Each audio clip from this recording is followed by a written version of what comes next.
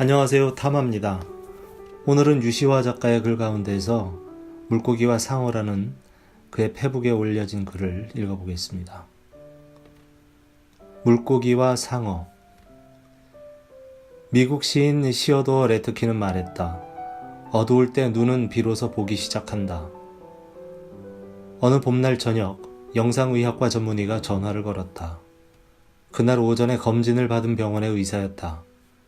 처음 방문한 나를 알아본 그 의사는 무척 반가워하며 내가 쓴 책과 번역서들을 여러 권 읽었다고 했다. 촬영 영상을 보며 이상 없음을 확인한 후 그와 나는 명상과 인도 여행에 대해 이런저런 대화를 나누고 헤어졌었다. 전화 속 목소리는 많이 달랐다. 그는 오후에 혹시나 해서 내 영상을 다시 살펴보았는데 본인의 소견으로는 심각한 문제가 발견되었다고 했다. 그러면서 약간 다급하게 하루빨리 정밀검사를 받아야 한다고 말했다. 망설이는 내게 그는 만약 자신의 가족이라면 강제로라도 병원에 데려갈 상황이라며 낮에 나를 만난 흥분감 때문에 자세히 확인하지 못한 자신을 탓했다. 나는 일단 삶으려던 소면을 먹고 나서 생각해 보겠다며 전화를 끊었다. 마당에 차린 식탁이 아직은 춥게 느껴지는 이른 봄의 어스름역이었다. 결국 그의 소개로 앞당겨 찾아간 대형 병원의 의사 역시 같은 진단을 내렸으며 곧바로 조직 검사를 권했다.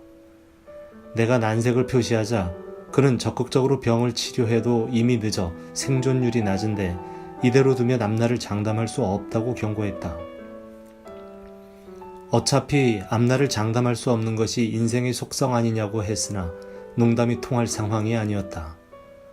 한 달 후 중국 시안에서 찾아간 유명한 중의학 의사도 동일한 진단을 내렸다. 이후 나는 갑자기 밀려온 큰 파도 속에서 바닷물을 들이마시며 허우적거리는 대신 병원 치료를 포기했다. 누구나 그런 순간이 있다. 아무 의지할 곳 없으면서도 결연해지는 순간이. 느닷없이 닥친 죽음의 위협 앞에서 애써 태어난 척한 것이 아니다. 포기는 부정적인 의미만 내포하지 않는다. 어떤 포기는 세상 속으로 다시 초대된 듯한 기분을 갖게 한다. 그래서 살아있는 동안 결코 포기하지 말아야 할 목록을 적게 만든다. 이 삶 속에 어떤 형이상학적인 진실이 존재하는지 모르지만 내가 세속적인 행운과 안락함 속에서 나태해질 때 내 영혼이 무의식적으로 위기를 선택한다고 나는 믿는다. 그것이 영혼을 성장시키기 위한 통과 의례라고. 영혼의 꽃을 피우고 향기를 더하는 것은 절실함과 치열함 뿐이라고. 내면의 고통이나 사고, 불치병을 겪은 후에 우리는 생의 다음 단계로 도약한다. 존재를 녹이는 불길을 통과한 후에 순금이 되는가, 아무것도 아닌 것이 되는가는 자신에게 달린 일이다. 우리를 고통 속으로 밀어넣는 것도 우리 자신이며 우리를 구해내는 것도 우리다. 이른 봄의 그날처럼 저녁에 소면을 먹고 뜰의 식탁에서 내가 종이에 적어 내려간 목록은 다름 아닌 죽기 전에 꼭 쓰고 싶은 글들, 번역 소개하고 싶은 책들이었다. 그냥 포기하면 후회할 책들. 그렇게 해서 3번째 시집을 내고 20년 만에 산문집을 쓰고 우화집을 출간했다. 그리고 지금도 이렇게 글을 쓰고 있다.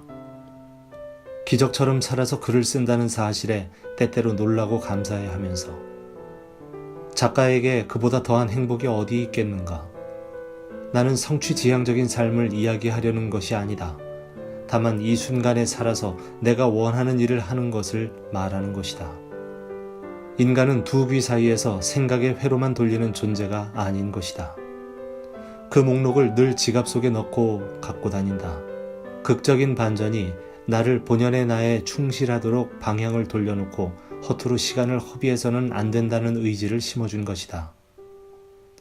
미국의 저널리스트 빌 모이어스는 심장 수술을 한 뒤 나오미 쉬하브나이가 쓴 다음의 시 구절을 지갑 속에 넣고 다녔다고 한다. 한 장의 나뭇잎처럼 걸어다니라. 언제든 떨어질 수 있음을 기억하라. 자신의 시간을 갖고 무엇을 할 것인지 결정하라. 나무는 위기에 처하면 뿌리가 밑둥에서 새 가지를 내민다. 우리 역시 그런 부활의 순간을 맞이한다. 그때 우리는 죽어감이 아니라 점점 더 살아남을 느낀다. 살아있다는 것은 단지 죽음을 피하는 것이 아니라 가능한 한 생생하게 사는 것이다. 아리스토텔레스는 전쟁터에서 화살이 바로 옆 사람을 맞히는 순간을 경험하고 자신이 죽었을 수도 있음을 깨달았다. 그리고 남은 생을 철학에 매진했다. 이런 이야기를 읽었다. 일본인들은 옛날부터 신선한 생선회를 좋아했지만 육지에서 가까운 바다에는 물고기가 많지 않았다. 그래서 어부들은 큰 어선을 만들어 더 멀리 나갔다. 하지만 먼 바다로 나갈수록 물고기를 가지고 돌아오는 데 시일이 걸렸고 그만큼 생선이 신선도를 잃었다.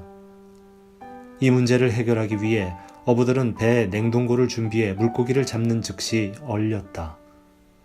냉동고 덕분에 더 멀리 나가 더 오래 조업을 할 수 있었다. 하지만 얼렸다 녹인 물고기와 갓 잡은 생선은 맛에 큰 차이가 났다. 당연히 냉동시킨 물고기는 값을 적게 받을 수밖에 없었다. 그래서 어업회사들은 배에 대형 수조를 설치하고 잡은 생선들을 그 안에 넣었다. 물고기들은 처음에는 수조 안에서 활발하게 헤엄쳤지만 곧 지쳐 동작이 둔해졌고 신선도도 그만큼 떨어졌다. 그 다음에 어부들이 생각해낸 묘안은 이것이다. 수조 탱크 안에 잡은 물고기들을 넣으면서 작은 상어를 함께 넣은 것이다. 물고기들은 상어의 위협에 맞서느라 계속해서 움직여야만 했다. 그것이 물고기들을 계속 활기차게 살아있게 만들었다. 비록 수조 탱크 안에서의 짧은 생일지라도.